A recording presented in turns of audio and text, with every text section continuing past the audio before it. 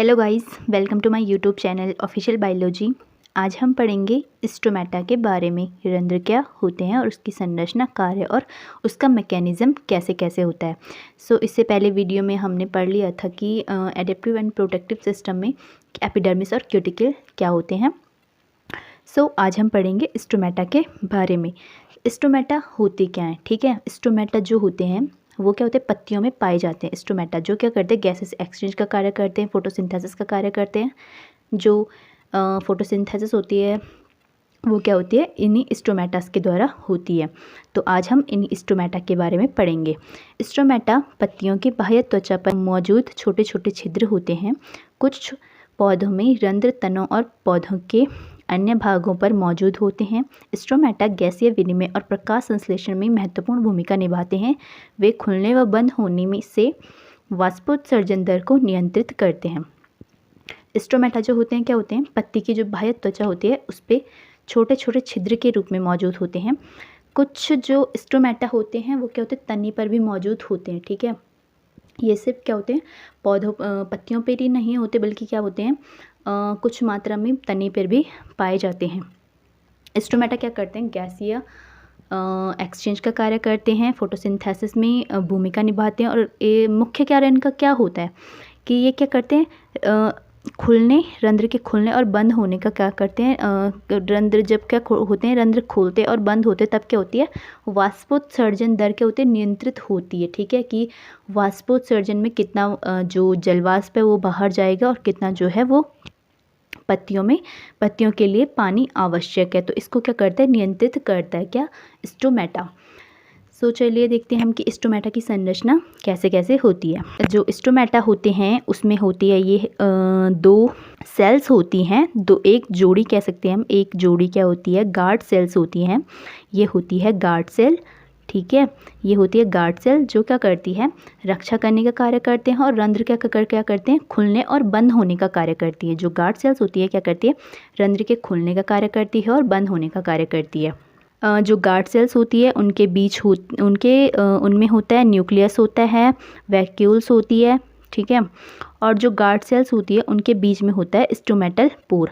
Stomata का जो छिद्र होता है वो गार्ड सेल्स के बीच में होता है। इनके जो चारों तरफ ये घिरी होती है गार्ड सेल्स, ये होती है एपिडर्मल सेल से घिरी होती है। और इन एपिडर्मल सेल में होती है सब्सिडरी सेल्स, सहायक कोशिकाएं जो होती है, जो हमने क्या पढ़ी थी, एपिडर्मिस में भी पढ़ी थी। तो ये जनरल सा स्ट्रक्चर है स्टोमेटा का, कुछ हार्ड नहीं है। तो ये आप एग्ज़ाम में ज़रूर बनाइएगा, इतना इजी सा स्ट्रक्चर है इसका। इसमें क्लोरोप्लास्ट होते हैं, जो सब्सिडरी सेल्स होती है, एक बीच में पोर होता है, दो सबसे गार्ड सेल्स होती है। गार्ड सेल्स में क्लोरोप्लास्ट होते हैं, न्यूक्लियस होते हैं और क्या होते हैं, वैक्यूल्स होती है। गार्ड सेल्स क्या करती है, ये तो एक तो रक्षा करने का कार्य करती है, जैसे कि नाम से ही पता चलता है हमें कि क्या है, रक्षा करने का कार्य करते हैं। गार्ड है मतलब रक्षा करने का कार्य करते हैं। दूसरे क्या करती है, रंध्र के खुलने और बंद होने के कार्य को नियंत्रित करती है।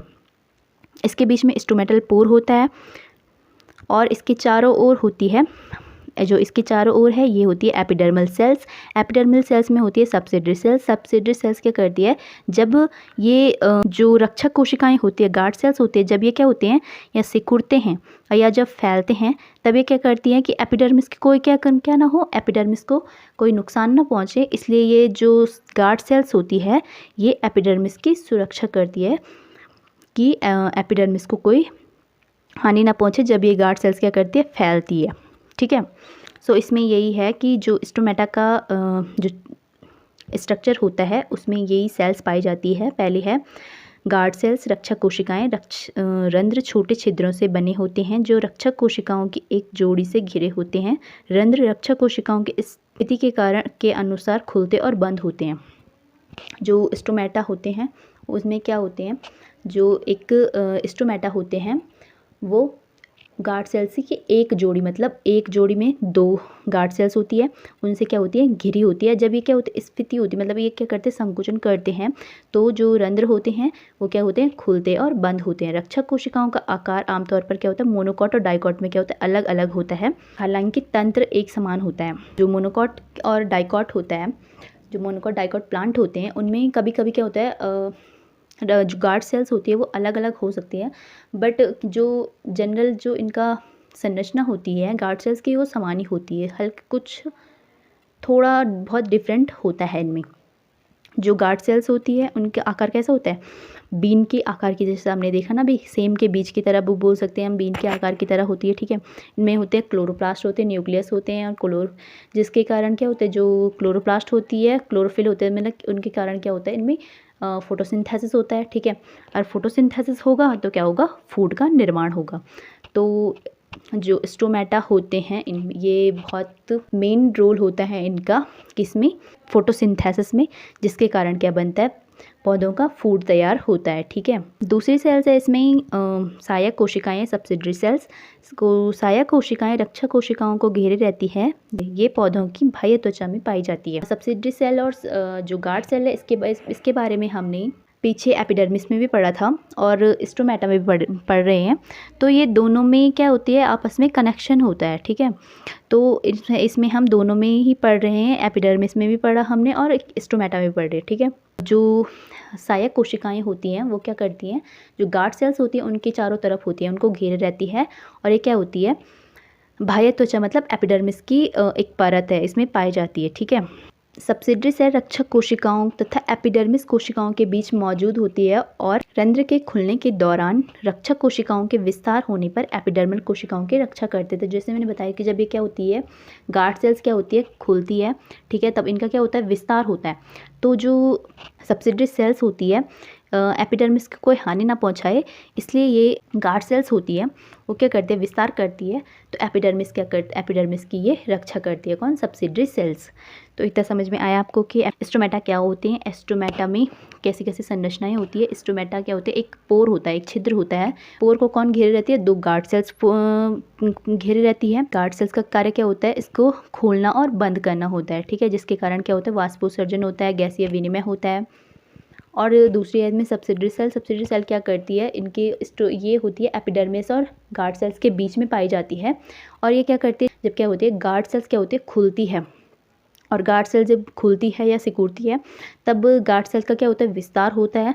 तो एपिडर्मिस को इससे कोई हानि ना पहुँचे, इसके लिए सब्सिडरी सेल एपिडर्मिस की रक्षा करती है। अब देखते हैं हम कि रंध्र के क्या क्या फंक्शन होते हैं। रंध्र का खुलना और बंद होना पौधे और आसपास के बीच गैसीय आदान प्रदान में मदद करता है। जब रंध्र जो स्टोमेटा होते हैं वो खुलते हैं और बंद होते हैं तो क्या होता है, गैसेस एक्सचेंज होता है। कार्बन डाइऑक्साइड क्या करते हैं, पौधे अंदर लेते हैं और जो ऑक्सीजन होते हैं ये बाहर छोड़ते हैं। बट कौन सी कंडीशन में, जब क्या हो रहा होता है, फोटोसिंथेसिस हो रहा होता है, जब क्या होता है, प्रकाश संश्लेषण, जब ये खाना बनाते हैं तब ये क्या करते हैं, कार्बन डाइऑक्साइड को अवशोषण करते हैं और ऑक्सीजन को बाहर छोड़ते हैं। बट जब ये फोटोसिंथेसिस नहीं करते हैं, जब क्या होता है, प्रकाश नहीं होता है, मतलब रात के टाइम पे ये जैसे हम करते हैं, ऑक्सीजन को लेते हैं और कार्बन डाइऑक्साइड को छोड़ते हैं, रात के समय भी ये ऑक्सीजन को लेते हैं और कार्बन डाइऑक्साइड को छोड़ते हैं। ये कार्बन डाइऑक्साइड को सिर्फ तब लेते हैं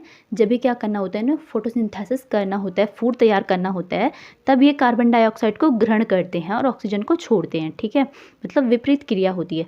बट जब प्रकाश संश्लेषण नहीं करना होता है, मतलब रात का टाइम होता है, तब ये क्या करते हैं, ऑक्सीजन को जैसे हम लेते हैं, ऑक्सीजन को लेते हैं और कार्बन डाइऑक्साइड को छोड़ते हैं, तो रात के समय में पौधे भी यही कार्य करते। तभी बोलते हैं कि रात के समय में पेड़ के नीचे नहीं सोना चाहिए, क्योंकि जो पौधे होते हैं वो रात के समय में भी ऑक्सीजन ही लेते हैं, ठीक है। ये उस समय कार्बन डाइऑक्साइड नहीं लेते हैं, उस समय ये क्या करते हैं, ऑक्सीजन ही लेते हैं। जैसे हम लेते हैं ऑक्सीजन, वैसे ही पौधे भी उस टाइम ऑक्सीजन लेते हैं। तो इसी कारण बोलते हैं कि रात के समय पेड़ के नीचे नहीं सोना चाहिए, क्योंकि वो भी क्या करते हैं, ऑक्सीजन लेते हैं। यह वाष्पोत्सर्जन और अतिरिक्त जल को जल वाष्प के रूप में बाहर निकालने में मदद करते हैं। जो स्टोमेटा होते हैं क्या करते हैं, वाष्पोत्सर्जन करते हैं। वाष्पोत्सर्जन मतलब कि जब पौधे में जल ज़्यादा हो गया तो ये क्या करते हैं, वाष्पोत्सर्जन के रूप में इस कुछ पानी को क्या करते हैं, वाष्प के रूप में बाहर निकाल देते हैं, ठीक है। और यह मौसम के अनुसार खुलते बंद होने में नमी का संतुलन बनाए रखते हैं, कि पौधे में कितनी नमी होगी उसका भी संतुलन बनाए रखते हैं। स्टोमेटा प्रकाश संश्लेषण की क्रिया करते हैं, जिसके फलस्वरूप क्या होते हैं, भोजन बनता है। इसका मुख्य कार्य क्या है कि फोटोसिंथेसिस में ये क्या करते हैं, भाग लेते हैं। फोटोसिंथेसिस की क्रिया के द्वारा ये क्या करते हैं, फूड का निर्माण करते हैं। तो ये थे इसके कुछ कार्य कि ये क्या करते हैं, गैसेस एक्सचेंज का कार्य करते हैं, वाष्पोत्सर्जन का कार्य करते हैं, फोटोसिंथेसिस का कार्य करते हैं। तो ये है इसके कुछ कार्य। अब देखते हैं हम कि स्टोमेटा कैसे कैसे खुल और कैसे बंद होते हैं, मतलब स्टोमेटा की क्या क्या मैकेनिज़्म होती है, स्टोमेटा कैसे कैसे कार्य करते हैं। ठीक, स्टोमेटा जो रंध्र का खुलना और बंद होना गार्ड कोशिकाओं में जल के ऑस्मैटिक प्रवाह के कारण होने वाले स्फीति दबाव पर निर्भर करता है। जो रंध्र होते हैं, स्टोमेटा होते हैं, उनका जो खुलना और बंद होना होता है उसकी किस पर निर्भर करता है, गार्ड सेल्स जो होती है। जब गार्ड सेल्स खुलती है और बंद होती है तो उसके कारण ही क्या होता है, इसमें क्या होता है, जल का ऑस्मैटिक प्रभाव होता है। ठीक है, तो इसमें जो रंध्र का खुलना और बंद होना होता है वो किस पर निर्भर करता है, गार्ड सेल्स पर निर्भर करता है। जब रक्षक कोशिकाएं स्फीत होती हैं तो वे फैल जाती हैं, जिसके परिणाम स्वरूप रंध्र खुल जाते हैं। जब क्या होती है, जो गार्ड सेल्स होती हैं वो क्या हो जाती है, स्फीत हो जाती हैं, फूल जाती हैं या खुल जाते, तो क्या हो जाता है, रंध्र क्या हो जाते, फूल जाते हैं और हमें क्या दिखाई देने लगते हैं, एक पोर दिखाई देने लगता है, यानी कि रंध्र क्या हो जाता है, खुल जाता है उस टाइम। जब रक्षक कोशिकाओं में जल की कमी हो जाती है तो वे शिथिल हो जाती हैं, जिससे रंध्र बंद हो जाते हैं। शिथिल हो जाते हैं मतलब मुरझा जाते हैं, सिकुड़ जाते हैं। ठीक है, जो गार्ड सेल्स होती हैं वो क्या हो जाती हैं, सिकुड़ जाती हैं और क्या हो जाती है, रंध्र बंद हो जाते हैं। तो इस प्रकार क्या होती है, रंध्र खुलते हैं और बंद होते हैं। जब रक्षक कोशिकाएं क्या हो जाती है, स्फीत होती हैं तो खुल जाते हैं रंध्र, और जब गार्ड सेल्स क्या होती हैं, शिथिल हो जाती हैं तो रंध्र क्या हो जाते हैं, बंद हो जाते हैं। तो रंध्र का खुलना और बंद होना पूरी तरह किस पे डिपेंड है, गार्ड सेल्स पे डिपेंड है। रंध्र सामान्यतः तब खुलते हैं जब प्रकाश पत्ती पर पड़ता है और रात में बंद हो जाते हैं। जब सनलाइट क्या होती है, पत्तियों पर पड़ती है तो क्या होता है, ये जो स्टोमेटा होते हैं ये क्या हो जाते हैं, खुल जाते हैं, क्योंकि इनको क्या करना होता है, फोटोसिंथेसिस करना होता है, फूड तैयार करना होता है। तो ये सनलाइट में क्या करते हैं, खुल जाते हैं और क्या करते हैं, फोटोसिंथेसिस का कार्य करते हैं। बट रात में क्या होती है, ये बंद होते हैं, क्योंकि इन पर सनलाइट नहीं पड़ती है और ये रात में क्या हो जाते हैं, बंद हो जाते हैं। और रात में इनमें भी कोई भी क्रिया नहीं होती है, तो ये रात में क्या होते हैं, बंद हो जाते हैं और दिन में क्या हो जाते हैं, खुल जाते हैं। तो इनका जो मैकेनिज़्म है खुलने और बंद होने का, वो पूरा किस पे डिपेंड होता है, गार्ड सेल्स पे डिपेंड होता है। तो यहाँ पे मैंने फिगर के माध्यम से एक्सप्लेन करने की कोशिश की है कि जो स्टोमेटा होते हैं वो कैसे खुलते हैं और कैसे बंद होते हैं। ठीक है, तो ये है एक क्लोज स्टोमेटा का फिगर और ये है ओपन स्टोमेटा का फिगर। ठीक है, ये सेल्स है, जब ये बंद है तो इसमें क्या है, कोई भी पोर नहीं दिख रहा है, जैसे इसमें दिख रहा है ना, जब ये खुल रही है तो इसमें पोर हो रहा है, और जब ये बंद हो जाती है तो ये दोनों जो गार्ड सेल्स होती हैं ये क्या हो जाती है, बंद हो जाती है, इसमें कोई भी पोर नहीं दिख रहा है।